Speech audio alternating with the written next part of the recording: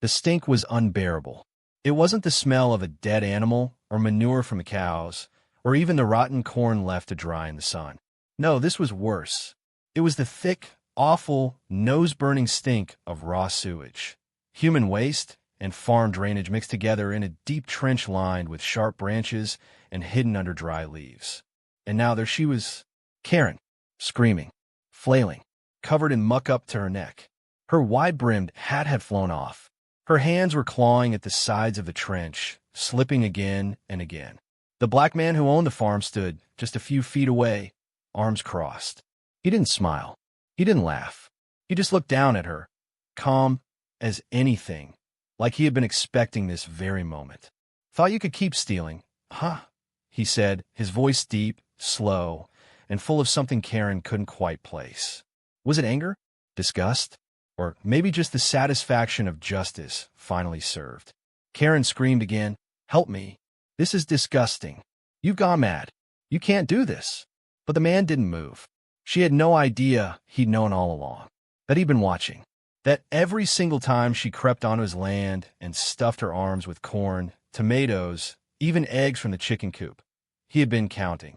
She had no idea that 2 nights ago he dug the trench with his own hands, pouring in the waste from the old sewage tank, adding water to keep it sloppy, even throwing in a dead raccoon for good measure. She had no idea that last night he'd hidden motion sensors and strung wires that sent an alert straight to his phone. And now here she was, caught. The trap had worked. But what would he do next? Would he help her out? Or leave her there to soak in what she deserved? The story of how it all came to this started weeks earlier, before the stench, before the trench, before the hatred boiled over into something darker. The first time Karen took something, it was just a single cob of corn. She told herself it was nothing. Just one. It wouldn't even be missed. She lived at the edge of the woods, in a big white house with flowers on the porch and an American flag fluttering in the breeze. Everyone in town knew Karen. She volunteered at the library. She ran the summer bake sale. She led the neighborhood watch. Her dog, Muffin, wore a pink sweater in winter. Karen had seen the farm grow from nothing. When the black man moved in 2 years ago, people whispered, "Who is he? Where's he from? What's he planning to do with all that land?" No one really talked to him. He kept to himself, built a fence, bought animals, worked hard. His farm didn't have a sign or a store, but the fruits and vegetables were beautiful. Plump red tomatoes, rows of golden corn, strawberries that looked like they were made from wax. All of it just sitting there in the sun. So one day, while walking Muffin along the edge of the property, Karen spotted a low part in the fence. Just one cob of corn, she told herself, just to see what it tasted like. The next morning, she boiled it with butter and salt. It was the best corn she had ever had. After that, it was hard to stop. She went back the next week, took 2 tomatoes, a handful of blueberries. Then she brought a small bag. Then she started going at night. Karen told herself lots of things. That the man didn't need all that food. That he probably sold it for high prices. That people like him were used to others taking things. That he wouldn't notice. But he did notice. The black man's name was Elijah. He had grown up in Georgia, learning how to tend land from his grandfather. He came north after losing his job in the city and bought this forgotten piece of land for cheap. The soil was rich. He worked it from sunrise to sundown. His back hurt every night. His hands were thick with calluses. But the farm was alive. At first, he thought it was raccoons. Or maybe deer. But then he saw footprints. Clean ones. With the pattern of a running shoe. Too neat to be an animal. Too human. He didn't say anything. Not yet. He just started keeping count. July 7th, 2 corn cobs missing. July 10th, 3 tomatoes. July 14th, 4 eggs and a half-eaten peach left on the ground. He started checking every morning. He started putting up cameras in the trees, hidden with leaves and paint. He watched the footage at night. And one day there she was, Karen, wearing a hoodie, carrying a sack, crawling under the fence like a raccoon. Elijah leaned back in his chair, staring at the screen. His jaw was tight, his hands clenched into fists. But he didn't yell. He didn't storm over to her house. He just watched. Again, and again, and again. That's when the idea came to him. If she wanted to act like a wild animal, Then he'd give her a trap. It took him a week to dig the trench, another week to gather the sewage, some from the outhouse, some from the septic tank, some from old barrels behind the barn. He wore gloves, a mask, even goggles. The smell made his eyes water. But he kept digging. He lined the bottom with broken branches, chicken feathers, and sour milk. He called it his justice stew. Then he covered it up. Dry leaves, sticks, a little netting to keep it from sinking too much. And finally, he waited. He didn't have to wait long. Karen came 2 nights later. She crawled under the fence with her flashlight and a bigger sack this time. She didn't even look around. She headed straight for the corn, bent down, and splat. The ground gave way beneath her. The trench swallowed her like a mouth. She didn't even scream at first, just a stunned grunt. Then the smell hit her. Then the wetness. Then the horror. Elijah stepped out from behind the tree, flashlight in hand, shining it down on her. Her eyes widened. "You," she gasped. "You can't do this. I'll call the police." Elijah raised an eyebrow. "Call him. I got the footage." Karen looked like she was going to throw up. She tried to climb out again, but slipped on something slimy and dropped back in with a splash. Elijah leaned forward slightly. "Funny thing about justice," he said, "it always comes back around." Karen screamed again, loud enough to startle a bird into flight. Elijah just watched. But what would he do next? Would he pull her out? Would he call the sheriff? Would he just walk away? Karen's fate was hanging in the air, stinking and squirming.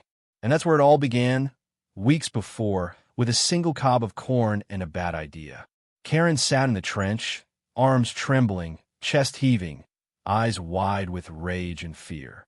The smell clung to her skin, her clothes, even her teeth. She had slipped again trying to climb out, and now her left shoe had floated off somewhere in the mess. It bobbed in the corner of the trench like a tiny ship lost at sea. Above her, Elijah didn't move. The beam from his flashlight stayed locked on her face. She squinted up at him through sludge-coated lashes. "You set me up," she spat, wiping muck from her mouth. "You set me up. This is illegal." Elijah squatted at the edge of the trench, resting his elbows on his knees, the light now focused on her filthy hands gripping the slimy trench wall. "Illegal," he repeated quietly. "You've been stealing from me for almost 2 months, Karen. Every few nights. My corn, my eggs, my strawberries. You think that's legal?" Karen opened her mouth, but no words came out. Elijah tilted his head, waiting, then said, "Didn't think so." For a moment, the only sound was the distant hoot of an owl and the soft drip-drip of some liquid oozing off Karen's coat. Finally, Elijah sighed and stood. "I ain't gonna leave you in there. I ain't like that." He walked off into the dark. Karen's heart thudded. "Where are you going?" "Hey, you can't leave me in this." But Elijah didn't answer. Karen sat back, her backside squelching into something she didn't even want to guess at. Her arms were starting to go numb from cold. Her face burned with shame. And under all of that, a flicker of something else. Fear. Because even though Elijah had said he wasn't leaving her, she suddenly wasn't so sure. What if he was? What if he was calling the cops? What if he was filming her now to post it online? And worse, what if someone else saw her like this? Back in town, Karen had built a reputation. She hosted meetings, ran the neighborhood page on Facebook, and organized barbecues where everyone brought a dish and no one brought politics. She prided herself on being good people. But now she looked like something that crawled out of a sewer and screamed like a banshee. Her hands were shaking. Her mascara had melted into her cheeks. And all for what? Some free vegetables? A rustle in the woods pulled her from her thoughts. Footsteps. Karen sat up straighter. Elijah. The beam of a flashlight swung through the trees and landed on her. It wasn't Elijah. It was a small boy, maybe 8 or 9. He had big brown eyes and wore a red hoodie. He blinked when the light caught her, then slowly turned and shouted behind him, "She's real. Grandpa, she's really in there. Get back from there, Jay." Elijah's voice came from the trees, firm but calm. Karen groaned. "Great. A kid." Elijah emerged from the woods carrying a long rope and an old wooden ladder. His walk was steady, like he'd done this 100 times. The boy stayed back, still staring wide-eyed at Karen like she was a swamp monster come to life. Elijah leaned the ladder into the trench. "I told you not to follow me, Jay." Jay shrugged. "I heard shouting," and the alert went off again. Karen frowned.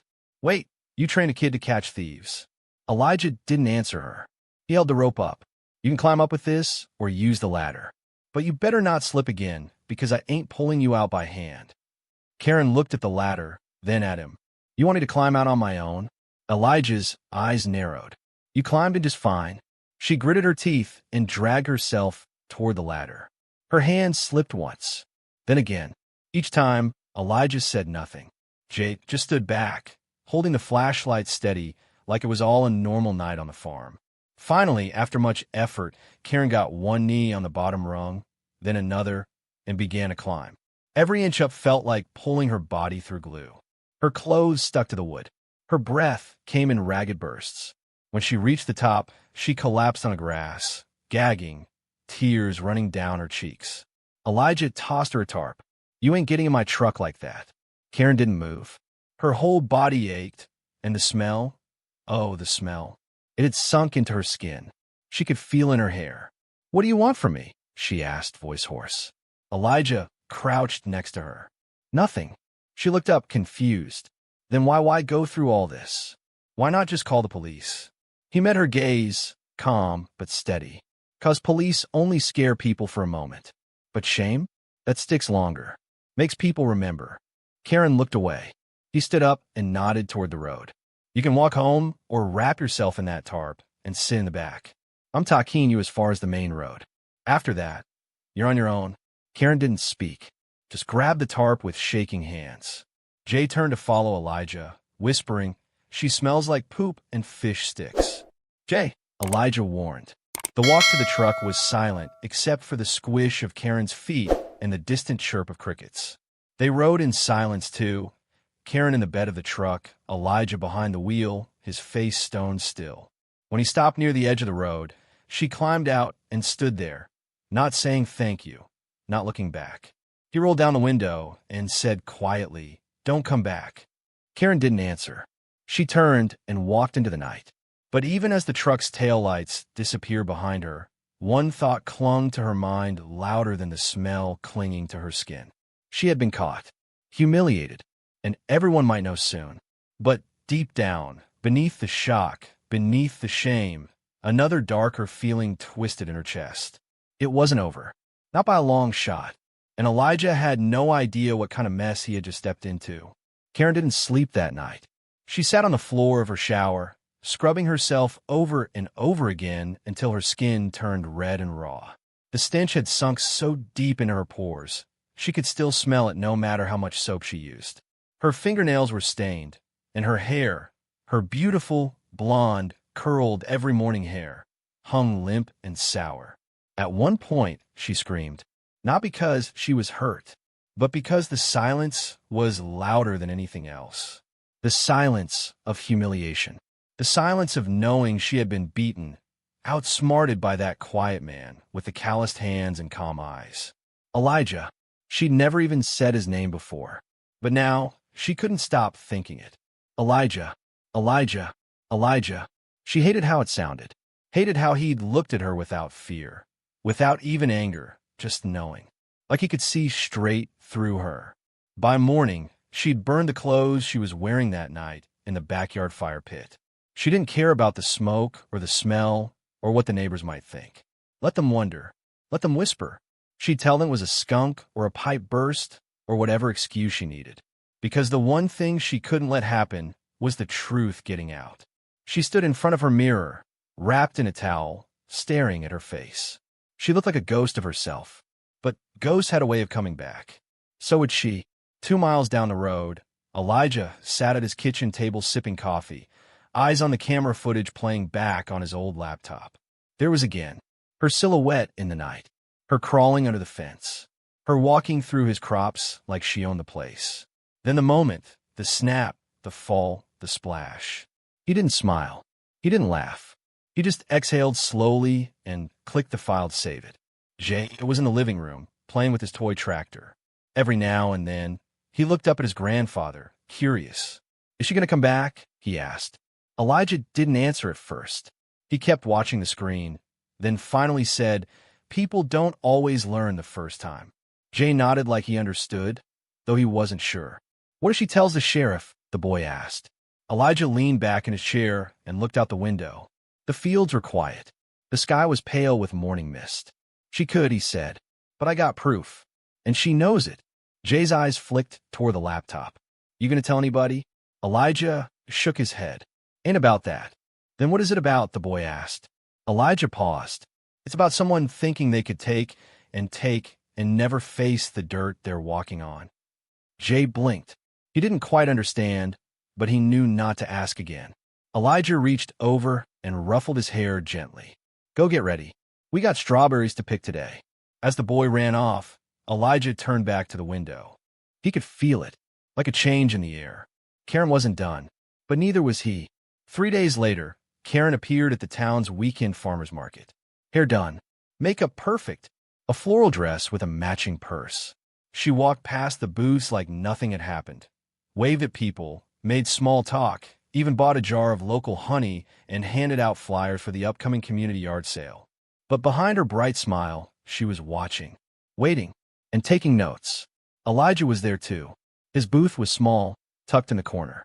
He hadn't started selling at the market until a few weeks ago, but his produce was always the first to go. People had started calling him the quiet farmer, but everyone liked his fruit. Karen stood across the lot, sunglasses on, sipping iced tea. She watched the way people spoke to him, watched the way they admired his strawberries and green beans, watched how they laughed at something he said, even though she couldn't hear it. And it burned. That man who humiliated her, was being welcomed, admired, trusted. Something in her twisted. Later that night, she sat at her kitchen table, laptop open, wine glass half empty, and a notepad filled with scribbles in front of her. She had written his name at the top, Elijah Carter. She had circled it 3 times. Then under it, no business name, no farm sign, no visible helpers. Chicken coop? Legal? Trash disposal? Water use? She took a sip of wine, then typed into Google, "How to report illegal farm operations anonymously." Her eyes glinted with something that wasn't regret. If she couldn't stop him one way, she'd find another. Meanwhile, Elijah had no idea that storm clouds were gathering. His days were long. He woke at dawn, picked vegetables, fed the animals, checked the fences, cleaned the coop, and then prepared orders for the small co-op in town. He wasn't a man who liked drama. He didn't trust it. It made people messy, loud, unkind. But he wasn't foolish either. He knew that people like Karen didn't just vanish after a trap like that. He knew a snake didn't stop slithering just because you stepped on its tail. So he kept watching. The next night, he placed a new trail cam on the north side of the property. He changed the batteries in the motion sensors. He even repaired the section of the fence Karen liked to crawl under. Jay helped him hammer the last nail. "You really think she's going to come back?" the boy asked again. Elijah tightened the wire. "Not like before." Jay looked up. "So what do we do?" Elijah stood, looked out across his field, calm, quiet, golden in the dusk. "We don't just farm food," he said. "We farm truth. And sometimes truth stinks like sewage." Jay wrinkled his nose. "Ew." But Elijah didn't laugh, because something deep in his bones told him the real battle hadn't even started yet. And he was right. Back at her home, Karen shut her laptop and turned off the kitchen light. She walked to the window and peeked through the curtains toward the distant outline of the farm, just barely visible in the night. "You want a war, Elijah?" she whispered. "You got one." Because Karen had secrets too, and if she couldn't shame him, she'd bury him, one dirty trick at a time. It started with a letter, folded twice, slipped into a plain, white envelope, and dropped anonymously into the mailbox outside the county zoning office. No return address, no name, just one sentence typed neatly on a sheet of paper. "There's an unregistered farm operating illegal waste disposal near Oak Ridge Lane. Might want to look into it." The clerk who opened it wrinkled his nose like he could already smell something foul. He added it to the bottom of the pile and forgot about it for 3 days, until a slow afternoon and a second letter arrived. This one came with printed photos of what looked like barrels behind a chicken coop, a trench with flies circling, and something dark dripping into the soil. The clerk leaned back in his chair and tapped the photos against his desk. "Guess we're taking a drive," he muttered. He didn't know it yet, but he was stepping into something deeper than just a zoning issue. Karen watched the whole thing from across the street. She sat in her car, windows cracked, sunglasses on, pretending to scroll through her phone. She watched the county inspector park outside Elijah's farm. Watched the man walk up to the front gate. Watch him knock. And then watched Elijah answer. He was calm like always. Said nothing Karen could hear. Just nodded once and let the inspector in. Karen's heart raced. This was it. Her trap. Her payback. She had found the weak spot. No license. No inspection. She'd scoured records online for hours until she realized Elijah hadn't filed a single public zoning form for his farming operation. No business name. No permits. No nothing. He wasn't just running a farm. He was doing it off the books. Illegal. She smiled to herself. All those fresh vegetables and big market smiles wouldn't save him now. Inside the gate, Elijah walked slowly alongside the inspector. The man was polite, clipboard in hand, trying not to step in chicken droppings. "I'm just here to ask a few questions, Mr. Carter," he said. "We received a tip about waste disposal on the property. Normally, I wouldn't even follow up without more detail, but someone was persistent." Elijah didn't flinch. "That's so." The man nodded. "You got a waste pit on the land?" Elijah looked out toward the far edge of the field. "Had one," he said. "Filled it in last week." "Anything dumped in it?" Elijah turned to him, meeting his eyes. "Only what I clean out from the chicken coop and the outhouse. Compost stuff. I don't have indoor plumbing hooked up back there." The inspector made a note. "Mind if I look around?" Elijah nodded and waved a hand. "Go on. Just stay clear of the barn. Got some repairs going on." The inspector wandered off, stepping around hay bales and cabbage heads. Elijah watched him go, jaw tight, eyes still. He knew exactly who had sent the tip, and he knew this wouldn't be the last time. That night, Karen updated her notebook. County inspector visited. No shutdown. Yet. Then she scribbled underneath. Try health department next. Mention animals and food safety. She bit the end of her pen. Her eyes were wild with a strange, gleaming focus. This was her mission now. She didn't care that Elijah hadn't turned her in. Didn't care that he hadn't posted her fall into that trench online for the world to see. It didn't matter. He'd embarrassed her, made her feel small. And Karen Evans did not forget. She flipped to another page and started planning her next step. But while she was writing, Elijah was watching. From a small wooden shed behind his house, Elijah transferred files from his camera's memory card to an old hard drive. He clicked through them slowly, still images, captured one by one.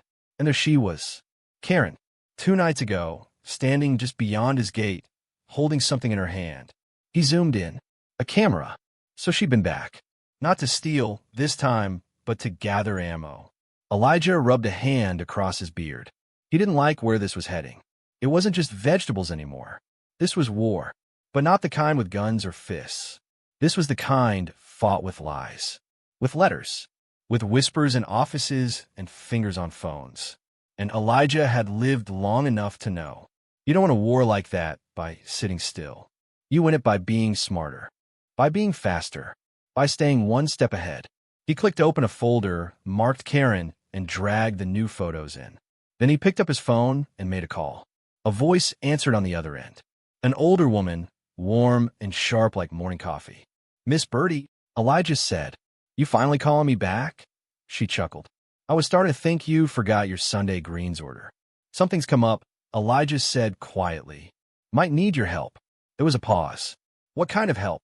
Elijah looked toward the window, toward the line of trees separating his land from hers. "The kind where someone's trying to poison the roots of something good," he said. Another pause. Then Miss Birdie said, "I'll be there at sunrise. Bring gloves." By the next morning, Karen had sent 2 more anonymous reports, one to the state health department and another to the local agricultural compliance board. Each report was typed neatly, with photos, descriptions, and carefully worded concerns. And still, no one shut the farm down. Karen was furious. How was he still standing? How did nothing stick? She stood on her porch that night, sipping a fresh glass of Chardonnay, staring out at the silhouette of Elijah's barn under the moonlight. Then her eyes landed on something. A flicker, a shadow, movement. She leaned forward. Was someone on her property?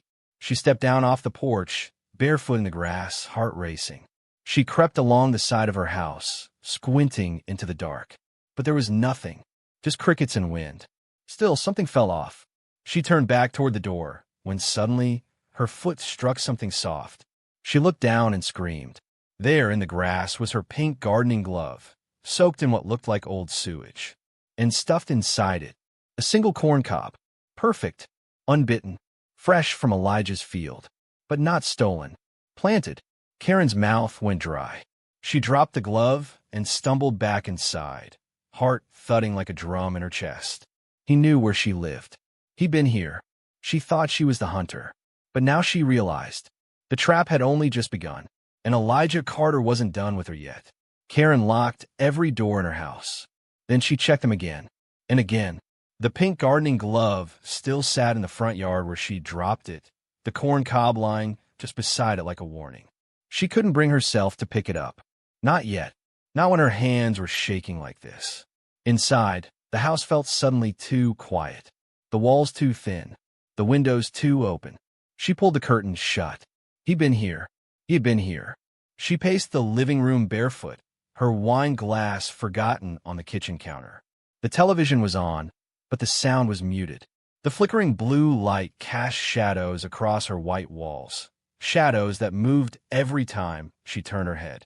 Elijah, she whispered to herself, voice thin and shaking. You want to scare me? You think this little game's going to rattle me? She stopped pacing, her lips pressed into a thin, hard line. No, she said out loud. Not me. She sat down at her desk, turned on her computer, and opened a new document. If Elijah wanted to play dirty, then so would she. And she had just the way to do it. Because everyone in town loved Elijah Carter's fresh strawberries, his big tomatoes, his quiet charm. But no one really knew him. No one asked questions. No one looked too closely. But Karen Evans knew how to stir things. All she needed to do was start whispers. And if whispers were placed just right, they could become hurricanes. She began to type, "Community alert. Is our favorite farmer hiding something?" She didn't sign her name. She would post it anonymously, maybe under a fake user account. Maybe slide it into the mailbox of the town's small newspaper. Maybe even send it to parents of kids who bought snacks at the market. She added, unregulated produce, unsafe animal pens, strange behavior after dark. Think twice before feeding your family food from someone who won't even register as business. Karen leaned back in her chair, her fingers buzzing. Let's see how Elijah liked being the talk of the town. Let's see how he liked watching his reputation rot. At that very moment, down the road and through the trees, Elijah stood by his fence, watching. He knew Karen well enough by now. She wouldn't stop at the agencies. No, the kind of damage she wanted was public. Personal. He could already feel the tension in the air, like a storm getting ready to crack open the sky. Miss Birdie stood beside him, arms folded, her wide straw hat tilted back. She dropped another report? She asked. Elijah nodded. Health department this time. Girl's persistent, Birdie said, whistling low. Persistent and stupid. Elijah said nothing. He was tired, but not weak. Never weak. Birdie looked up at him. You ready to hit back? Elijah raised an eyebrow. Ain't I already? She grinned. That glove trick was real old school. Your granddaddy would have been proud. He let a ghost of a smile touch his face. But you gotta go deeper now, Birdie said. She wants to ruin your name? We'll remind folks what she's really like. He looked down at her. You mean fight fire with fire? No, Birdie said. We fight fire with truth. Elijah nodded slowly, then turned to the shed behind the coop. Inside was an old filing cabinet, dented and dusty. He opened the bottom drawer and pulled out a small black case. Inside were all the hard drives he'd been saving, all the footage from his cameras. And not just the night Karen fell in the sewage trap. No, he had weeks of footage. Karen sneaking through his fields. Karen taking eggs from the coop. Karen laughing on the phone as she stuffed blueberries into her bag. Elijah placed the case on the table. You think it's time to let folks see? Bertie looked him in the eyes. I think it's time they really knew the woman leading their bake sales. 3 days later, a local Facebook group lit up like wildfire. It started with a video. No caption, no commentary, just a clip. Karen crawling under a fence in the dead of night, holding a flashlight in her mouth and stuffing vegetables into a pink grocery bag. Then another clip. Karen reaching into Elijah's chicken coop and stealing a handful of eggs. Then the trench, the fall, the scream, the splash. And Elijah's calm voice. Funny thing about justice, it always comes back around. People were stunned. Some didn't believe it. Some did, and started asking questions. Within hours, there were over 100 comments. Is that Karen Evans? Wait, this is the woman who runs the yard sale every year. She was stealing from a black farmer and then tried to ruin his business? Wow, just wow. Karen's phone buzzed nonstop. Messages, missed calls, texts. Her Facebook inbox filled with questions, some angry, some confused, some simply asking why. She panicked. She opened her laptop, tried to delete the post she had drafted, but it was too late. Someone had beaten her to the punch. Elijah hadn't even had to post it himself. Someone else had done it for him. The town had seen her mask. Now they were watching it crack. She slammed her laptop shut and paced the kitchen. Then she turned on her heel and muttered, "He wants war? Fine." She grabbed her phone and made a call. "Hello," came the voice on the other end. "Jeff," she said quickly. "You still work for the paper, right?" "Yeah, I've got a real story for you." She didn't wait for him to answer. "I want to talk about harassment, about being targeted, about a man setting traps to hurt me." Jeff was quiet for a moment. "You mean that video going around?" "Fake," Karen snapped. "He edited it. That trench? That could have killed me. Who knows what he put in it? That's dangerous. This isn't about vegetables. This is about a man with a temper trying to hurt a woman." She paused, then softened her voice. "I'm scared, Jeff. I need people to know what he's really like. Please, you have to help me." Jeff hesitated, but Karen had always been good at sounding like the victim. She knew how to tilt her voice just right, how to play the part. And Jeff, he always liked a story with a twist. Back on the farm, Elijah watched the sunset behind the fields. His phone buzzed. A message from Bertie. Karen just called the press. "Be ready." He slid the phone into his pocket and looked out across his land. The soil had been poisoned before. He'd grown things from worse. This wasn't just about him anymore. It was about every quiet person who got stolen from. Every small farmer who got trampled by someone louder, richer, or sneakier. This was about truth. And Karen? She was about to find out what grows when you plant nothing but lies. Because some crops only bloom in darkness. But Elijah? He had sunlight on his side. The newspaper hit the stands at 7 a.m. By 7:04, the first person texted Elijah a picture of the front page. Local woman claims targeted harassment by farmer. Below the headline was a photo of Karen, clean, smiling, standing on her porch in a soft cardigan with her arms folded gently, like she was just asking for peace. The caption read, "Karen Evans says she feared for her life after a shocking act of retaliation on a local farm." The article painted her as a victim, a concerned community member who had simply raised safety concerns about a farm operating without permits. It described her as a beloved figure known for her work in the town's neighborhood programs. And it told the story she wanted told, that she had innocently walked near the farm to look for her dog when she fell into a trench filled with waste, that the farmer had set a trap, that she had barely escaped serious injury. There was no mention of the theft, not a single word about the hours of footage Elijah had, the stolen eggs, the vegetables, the camera she used to sneak around his property at night. Nothing, just one line buried in the middle. The farmer, Elijah Carter, declined to comment. Elijah sat on his porch, the paper open in his lap. He stared at the page, but his eyes weren't reading anymore. He didn't feel angry, not the wild, shouting kind. This anger was slower, heavier, like a storm that wasn't done yet. Bertie sat across from him, sipping tea from a metal mug. "She's real good at turning the tables." "Huh?" she said, flipping through the article with a sour face. "Dresses herself up like a daisy, all while hiding that poison ivy underneath." Elijah folded the paper. People like her count on the world being too polite to call him out. Bertie gave a dry chuckle. You gonna stay polite then? He didn't answer. He didn't need to. By noon, the town was split. Some people believed Karen. They always had. She was the smiling face of community events. She taught kids to bake cookies. She helped organize fundraisers for the school library. People didn't want to believe she'd crawl under fences and steal food. Others weren't so sure anymore. A few screenshots of Elijah's footage had spread on social media. Even if they didn't know the full story, people saw her with bags of vegetables in the middle of the night. Some folks started asking tough questions. Then the real wildfire started, the comments. On the town forum. Funny how she never mentioned looking for her dog the first time around. I don't know. I saw that video. You don't fall into someone's yard with a backpack and flashlight. This town doesn't like being lied to. I'd be real careful if I were her.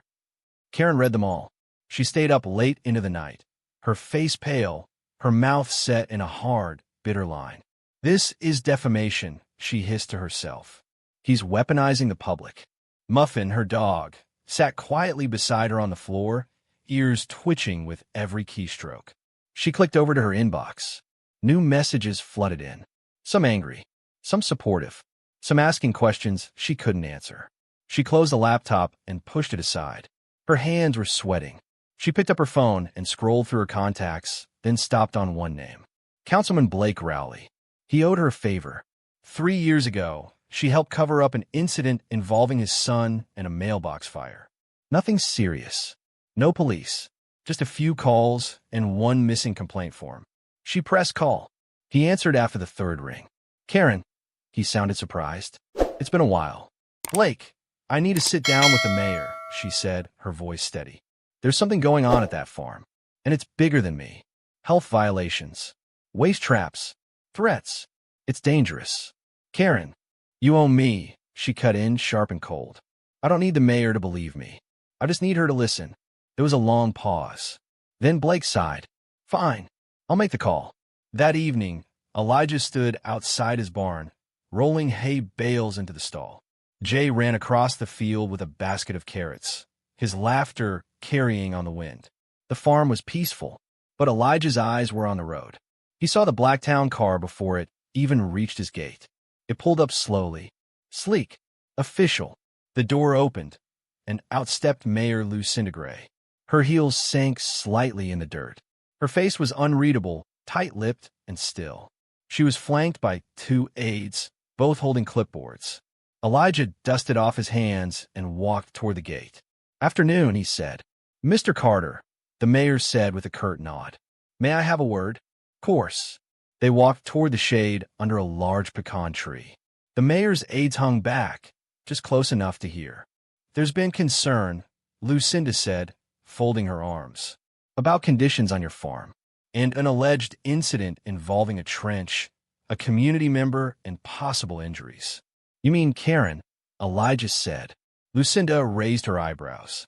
So you are aware. I'm aware she's been stealing from me, Elijah said calmly. For over a month. I got proof of it. Video. Timestamps. The works. The mayor hesitated. That may be true, but setting a trap with human waste?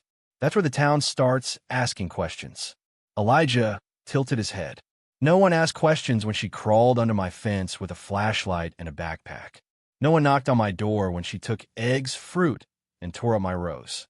But now, suddenly, she gets dirty, and everyone's concerned.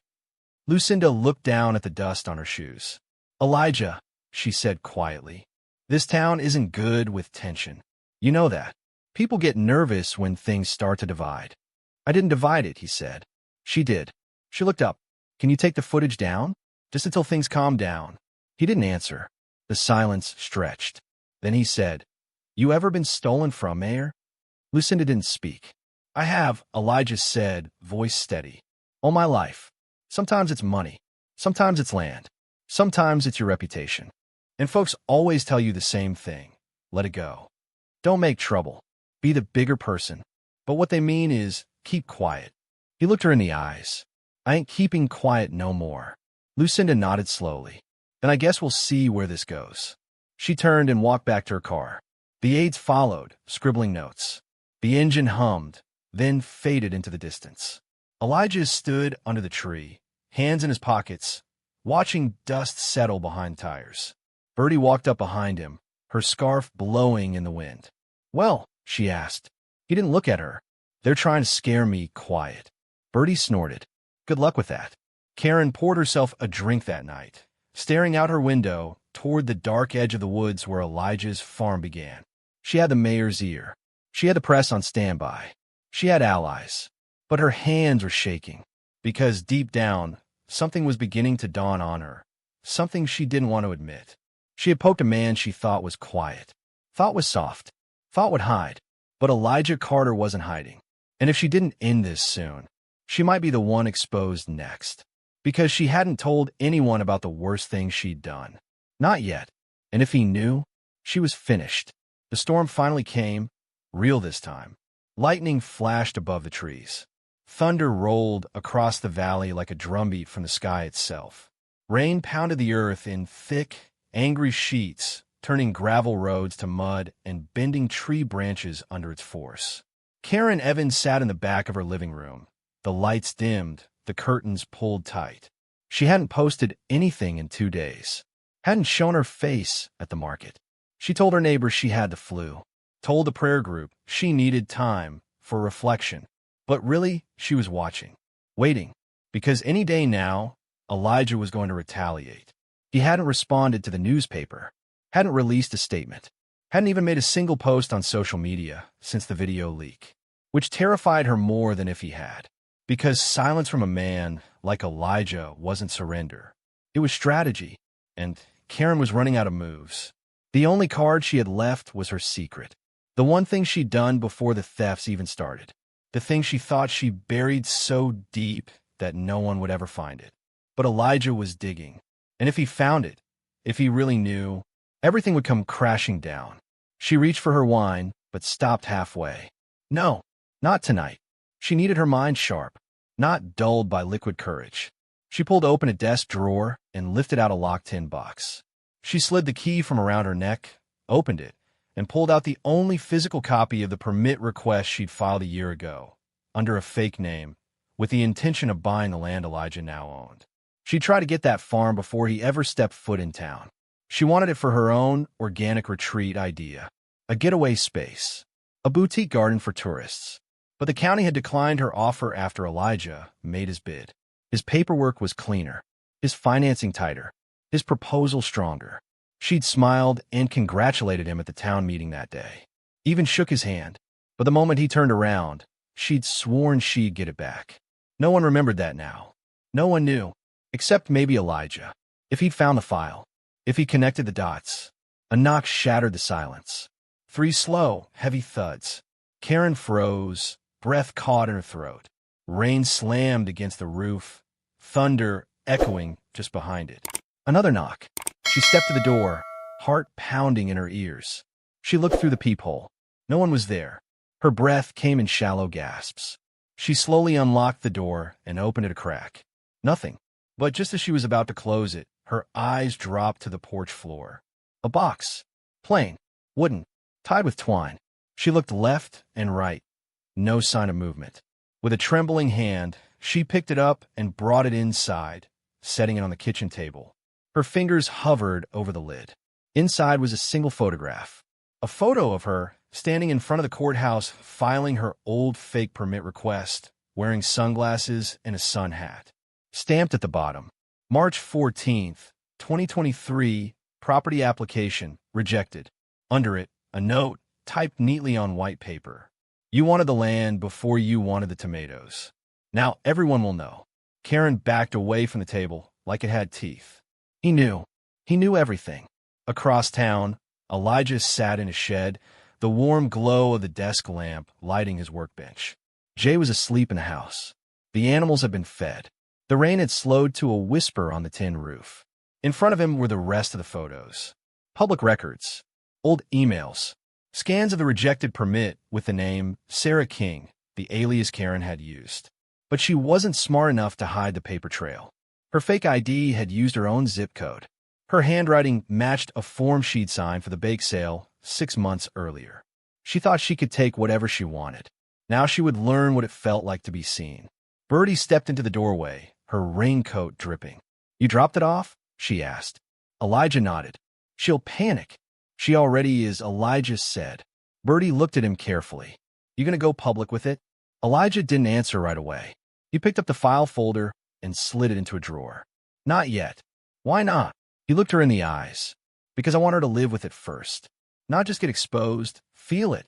Feel what it's like when someone walks through your lies with clean boots." Birdie smirked. "That's cold." "It's justice." He stood and walked to the door, listening to the last drops of rain hit the ground. "She's not done," Birdie warned. "I know," Elijah said. "But she's scared now. I want her scared." Birdie hesitated, then asked, "You ever think about just letting it go?" Elijah turned to her slowly. "I did," he said. "The first time she stole.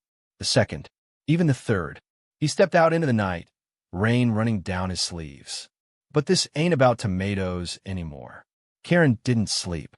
She sat on her couch all night, holding the photograph in her lap, checking the window every 5 minutes. When the morning finally came, she walked straight to the mayor's office with the envelope and slammed it on Lucinda's desk. "This is harassment," she hissed. "This is stalking. He sent this to my house." Lucinda looked at the photo, her lips pressed into a thin line. "Karen," she said slowly, "is this true?" Karen blinked. "What? Did you apply for the property under a false name?" Karen paused. That's not the point. He dug this up to ruin me. It's an invasion of privacy." Lucinda stood, folding her hands together. "You lied to the county. You forged an application. That's not important right now." Karen shouted. "It's important to me," Lucinda said, her voice sharp now. "It means everything you've done, the reports, the press, the threats, weren't about safety. They were about revenge." Karen's mouth opened and closed. Her face had gone pale. Lucinda picked up the envelope and slid it back across the desk. "I think you should go home, Karen, and maybe stop digging holes you can't climb out of." Karen left the office trembling. For the first time, she felt like she might actually lose. Not just the war, but everything. Her place in the town, her reputation, her control.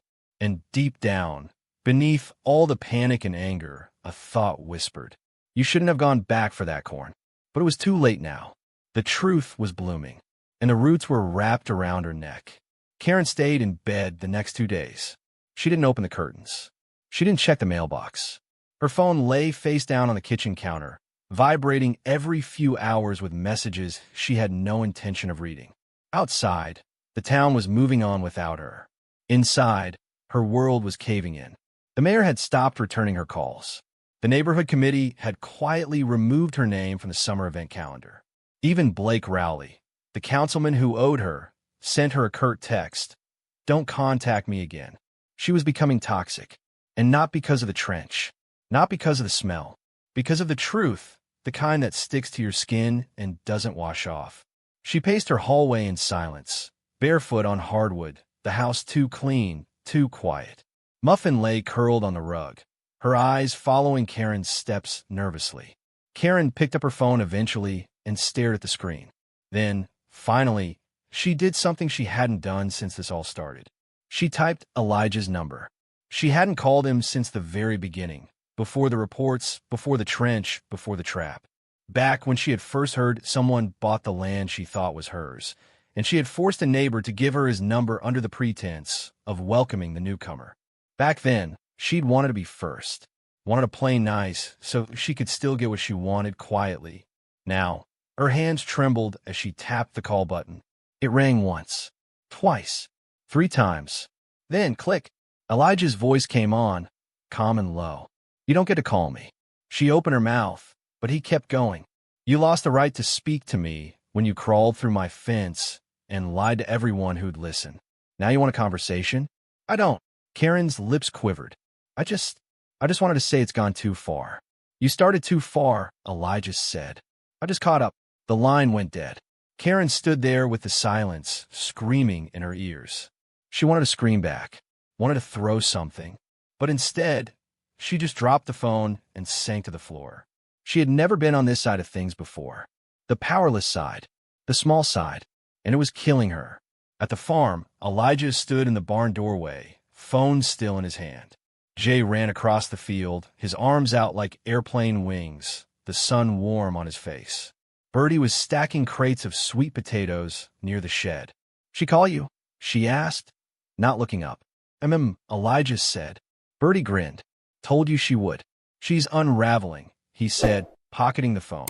"She unraveled the moment she stepped on your land, thinking she was bigger than you." Elijah didn't reply. He leaned against the doorframe, watching the horizon, eyes sharp. "You gonna let it end here?" Bertie asked after a moment. He took a long breath. "If I do, she'll spin a new lie.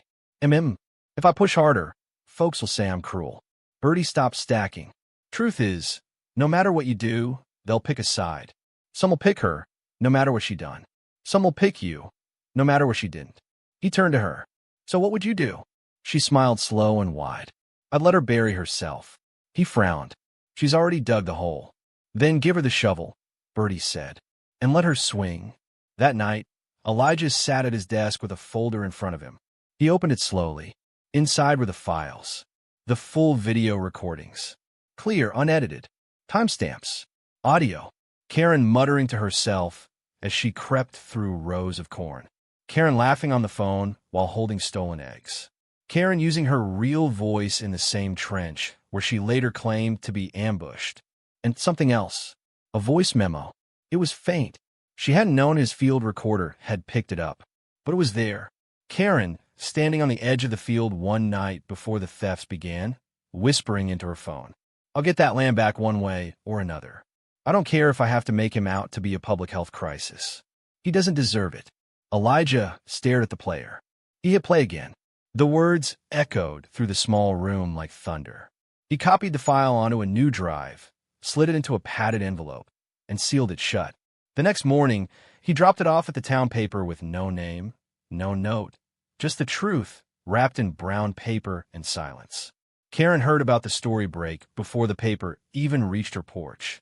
The editor had gone through the files, verified the footage, listened to the audio, spoke with legal, and then printed a simple, devastating follow-up article. The whole story, security footage reveals a different side to Trench incident. They didn't call her a liar. They didn't have to. The footage did all the talking. And the town? They listened. Whispers turned to gasps. Smiles turned to frowns. Karen's supporters dried up like a summer creek. Her social media went dark. Invitations to events vanished.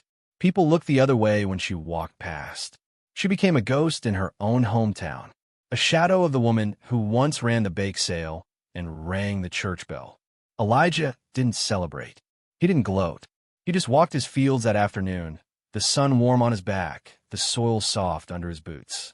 He stopped by the edge of the trench, now filled in, grass beginning to grow over it. He stood there a long time, staring at the earth. Jay ran up behind him, holding a basket of strawberries. "Grandpa," he said, "you coming back? We're making pie." Elijah turned to him and smiled, the kind of tired smile that comes after a long, bitter season. "I'm coming," he said. They walked back together, step by step, leaving the trench and Karen Evans behind them. But deep in his heart, Elijah knew something. Some people don't learn, and some holes ain't done sinking. Karen's world was shrinking. Her phone barely buzzed now. Not with messages, not with calls, just silence. Her email inbox was filled with things she didn't want to see. Canceled committee invitations, sponsors pulling out of the annual spring fair she'd once led, and a terse notice from the HOA asking if she'd consider stepping down for the good of the neighborhood. The article hadn't even been cruel, just honest. Unflinchingly, publicly honest. The footage had done more damage than fire ever could. It didn't just show her stealing, it showed her planning, lying, plotting. It showed a woman who'd smiled at strangers while planting poison behind the scenes. Kara tried to fight back. She posted a long Facebook message calling it all a misunderstanding, blaming stress, accusing Elijah of editing the tapes, even suggested it was all retaliation against a concerned citizen. But the damage had already bloomed. No one believed her anymore. Not after seeing her fall into that sewage trap. Not after hearing her whisper, "I don't care if I have to make him out to be a public health crisis." The town had made its choice, and it had chosen Elijah. A week passed. Then two. Karen didn't leave her house. She watched from behind her blinds as Elijah's farm grew greener and fuller by the day. Trucks came and went. Customers lined up at the Saturday market again, laughing, sharing stories. Kids picked strawberries with sticky fingers. He didn't need revenge anymore. She was already living in it. But then came something she didn't expect, something that caught her off guard. An envelope. No stamp. Just her name, Karen Evans, written in strong, sharp cursive. It sat on her porch one morning, sealed with a red wax mark that looked like a sprouting seed. She picked it up with trembling fingers and opened it. Inside was a single note. No threats. No insults. Just one sentence. Some things don't grow back once you poison the roots. And tucked behind the note, a single corn kernel. Perfect. Untouched. Gold like sunlight. She stared at it, her mouth dry, her heart pounding. He hadn't come to gloat. He hadn't sent the press. He'd sent a reminder. Karen clutched the letter to her chest and staggered back inside. Then, something broke. Maybe it was pride. Maybe it was the last thread of a lie finally snapping. But something broke. And Karen Evans, who had once hosted prayer breakfasts and lectured kids about being good citizens, sat down on her kitchen floor and sobbed. Not for Elijah, not for the town, but for herself. For who she'd been before the farm, before the lies, before the trench, and for who she could never be again. Meanwhile, Elijah was in the greenhouse, humming low under his breath as he checked rows of fresh seedlings. The sunlight cut through the glass in golden strips, casting long shadows. Jay was crouched in the corner with a small trowel, gently packing dirt around a new pepper plant. Bertie stepped in, brushing dirt off her gloves. "You sent the letter?" she asked. Elijah nodded, straightening. "Just a seed." Bertie gave him a look. "You still believe she might change?" "I don't know," Elijah said. "Maybe. Maybe not. But I know I ain't wasting any more of my time on hate." Bertie leaned on a post, arms folded. "Folk like her," she said, "they think everything's theirs until the world says no." Elijah chuckled softly. "World finally said it. She gonna stay quiet, you think?" "She will now." Bertie raised an eyebrow. "You sure?" Elijah looked out through the greenhouse window where the land stretched wide and green. "Doesn't matter," he said. "She already fell in the trench. She's the one that brought the mud to her own front porch." Bertie smiled. Then her expression softened. "You did right, Eli." Elijah didn't answer. He just turned back to the seedlings, carefully brushing dirt from one tiny leaf. That evening, back in her house, Karen stood in front of the bathroom mirror. Her face was pale, older, worn. She picked up a pair of scissors. For a moment, she stared at her reflection. Then, slowly, she began to cut. Her perfect curls fell to the sink, one by one. Blonde locks that had once bounced with charm and pride, now dull and limp. By the end of it, her hair was short, cropped close. A new face stared back at her. Not one that the town would forget, but one that finally looked like it belonged to someone real. Not someone pretending, not someone lying. She reached in her drawer and took out an old key. The one to her shed. The one she hadn't opened since the day she started this mess. She stepped outside, crossed the backyard, and unlocked the rusted door. Inside were boxes, old signs from her failed organic garden project, the original blueprint for the retreat she wanted to build, and a long-forgotten letter, folded and yellowing with time, the county's rejection of her offer. She picked it up and burned it right there on the floor, watching the flames eat away her old dream. Then she swept the ashes into the dirt and shut the door behind her. Maybe she couldn't fix what she'd done, but she didn't want to fight anymore. She wanted quiet, for once. The next week, Elijah got a letter of his own, typed neatly. No return address. Inside was a check for $237, and a note. "For what I stole. I know it's not enough, but it's a start. Okay." He stood on his porch holding the paper. Bertie read it over his shoulder and gave a low whistle. "Well, well," she said. "Look who learned to say sorry." Elijah didn't speak. He folded the note carefully, slid it into his pocket, and walked back into his fields. Because sometimes the best kind of justice doesn't come from punishment. Sometimes it grows quietly, like forgiveness. Slow, unexpected, and strong. Spring melted into summer.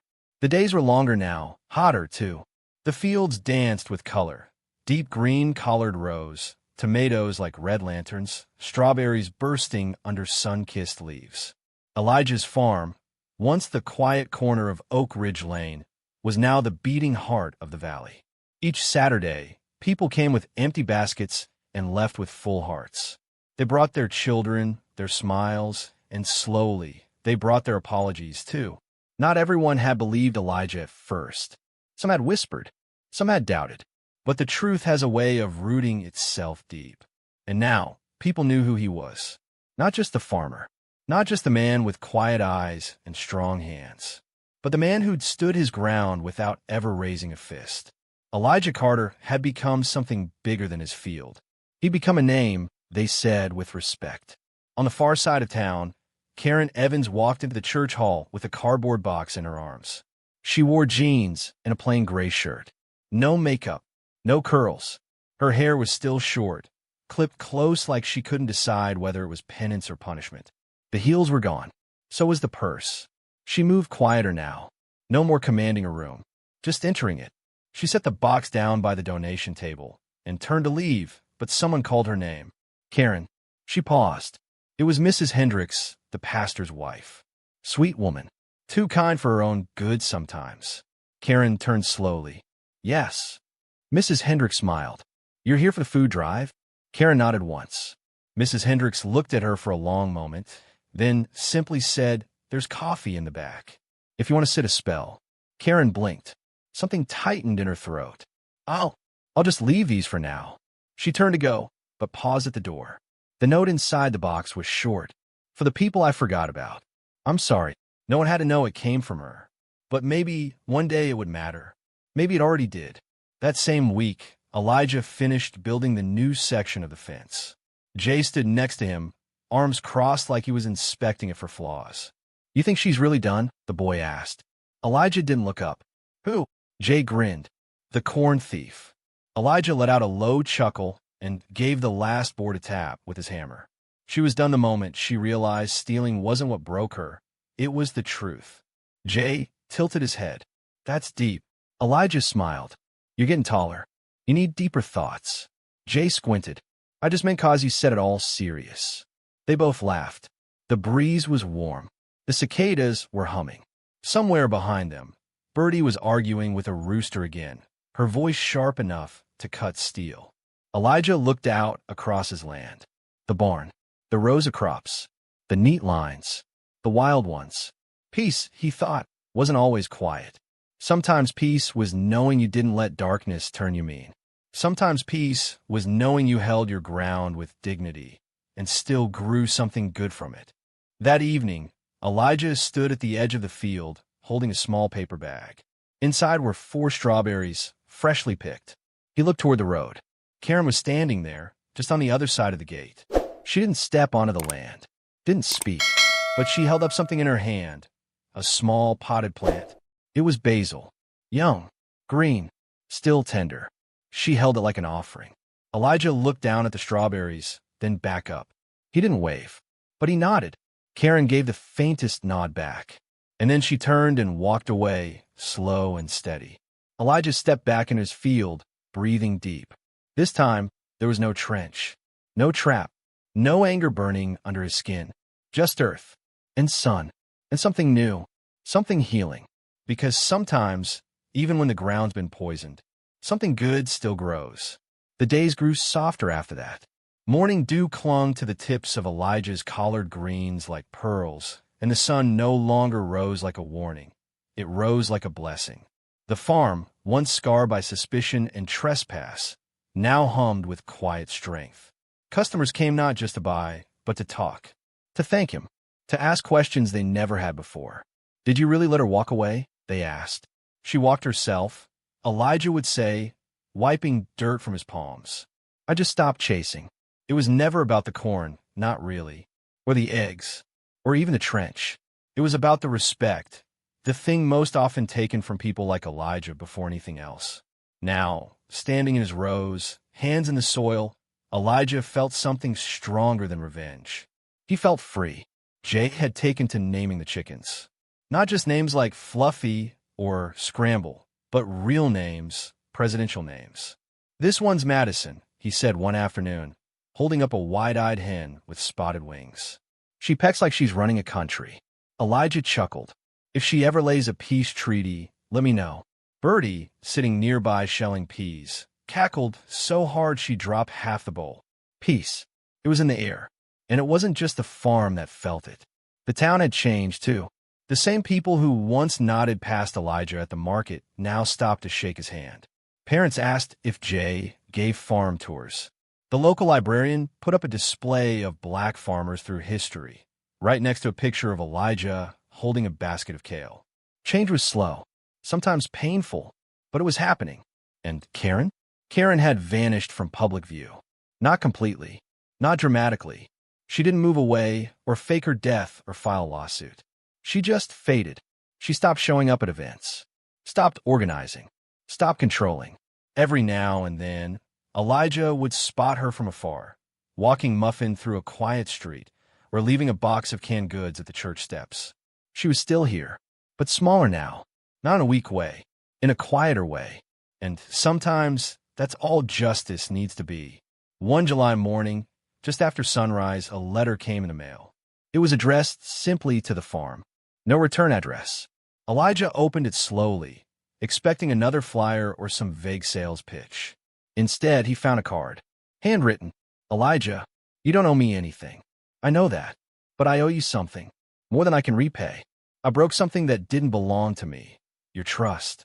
And worse, I made the mistake of thinking you were the one who didn't belong. You do. You always did. I was the outsider, the storm, the thief. And you gave me more grace than I ever deserved. The world's changing. I'm trying to change with it. I still don't expect your forgiveness. But I want you to know, thank you. For the trench. For the truth. For the lesson. Karen." Elijah stared at the letter for a long time. Then he folded it slowly, pressed the crease flat with his thumb, and tucked it into the inside pocket of his work coat. Birdie saw him from the kitchen window, standing still in the field with his head bowed.